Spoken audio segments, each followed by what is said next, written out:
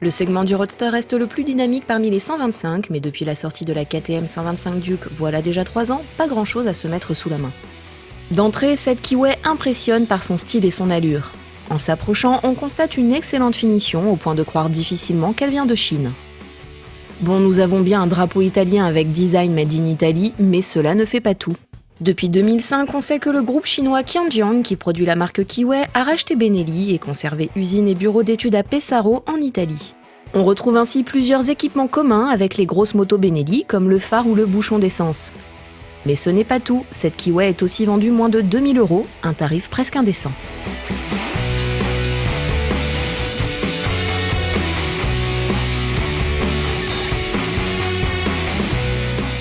Bon, on ne va pas vous mentir, le moteur n'a rien de nouveau et reste très classique.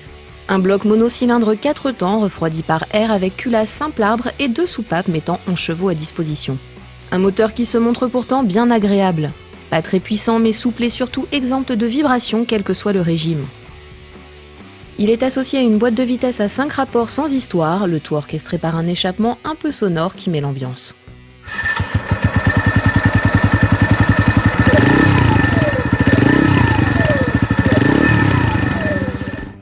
Pour le suivre, on dispose d'un grand contour à aiguille comme sur les sportives et d'un affichage du rapport de boîte de vitesse engagé. Côté instrumentation, il n'y a rien à redire, ou plutôt si, superbe, complète et lisible, même en plein soleil. De gros cylindrées devraient s'en inspirer. En dessous, le contacteur qui fait blocage de direction reçoit un volet anti-effraction comme sur les scooters, très pratique. Outre le starter au guidon, on a droit à un coupe-contact, mais pas de warning et l'éclairage des phares reste manuel.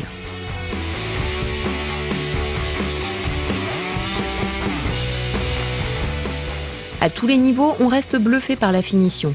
La présence de visseries inox hexacave, de feux et clignotants à LED ou encore d'un levier de frein réglable pour gérer l'étrier 4 pistons serrant un disque pétale de 260 mm, unique dans ce segment de prix. En plus, la Kiway soigne les détails et donne à la RKV une touche sport rouge avec des étriers de frein, des filets de jantes et des ressorts de suspension, sans oublier la selle surpiquée du même ton. La Kiway n'en est pas moins équipée de 2 béquilles, faciles à installer et stables.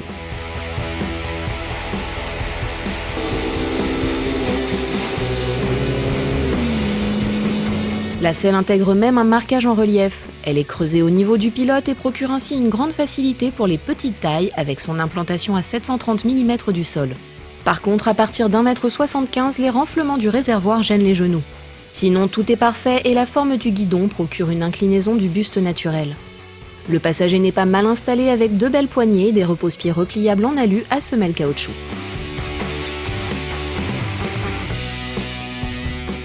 Un moteur volontaire et économique qui ne jure absolument pas dans ce roadster sportif. Il grimpe à 110 km/h compteur, soit 100 km/h au GPS, largement de quoi évoluer sur les routes ou en ville. Les montées en régime sont linéaires mais remplies. Rien d'exceptionnel pour la consommation, mais économique avec moins de 3 litres au 100. C'est du côté du châssis que la Kiway place la barre haut et enfonce un peu la concurrence. La RKV est homogène, vive et facile à manier. Elle s'inscrit parfaitement et se place avec précision en courbe. Les suspensions s'avèrent très correctes avec une bonne fourche inversée de 35 mm et 2 amortisseurs arrière à bonbonnes séparées.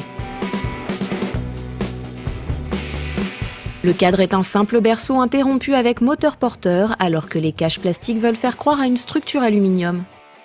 La selle manque un peu de rembourrage à la longue pour que le confort soit parfait. Côté freinage, l'étrier 4 pistons est puissant mais peu mordant. Les sportifs regretteront, mais les débutants apprécieront, question de conduite et d'expérience.